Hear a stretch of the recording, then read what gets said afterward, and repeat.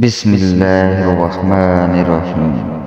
اللہ کے نام سے شروع جو بڑا مہربان نہایت رحم والا ہے۔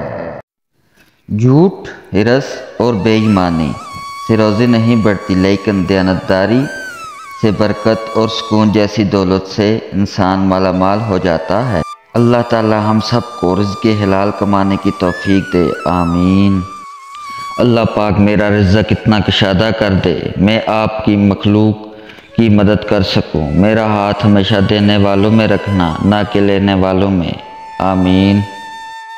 رزق حلال میں جو مزہ ہے وہ شاید دنیا کے کسی رزق میں نہیں، کیونکہ ایک باپ جب محنت مزدوری کر کے شام کو اپنے بھوکے بچوں کے لیے کھانا لاتا ہے، نہ تو وہ کھانا ان کے لیے جنت کے میوے سے کم نہیں ہوتا۔ تم چاہے جہاں بھی ہو، رزق تم کو ڈھونڈ کر تمہارے پاس پہنچے گا۔ تعلق بھی رزق کی طرح ہوتا ہے، بدنیتی آ جائے تو برکت بھی ختم ہو جاتی ہے۔ رزق کی خاطر لباس گندا کرنا ضمیر گندا کرنے سے بہتر ہے۔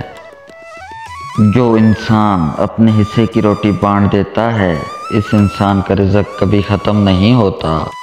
اتنی مہنگائی کے باوجود بھی اگر آپ بھوکے نہیں سوتے تو یقین کریں سب سے بہتر رزق دینے والی ذات اللہ کی ہی ہے۔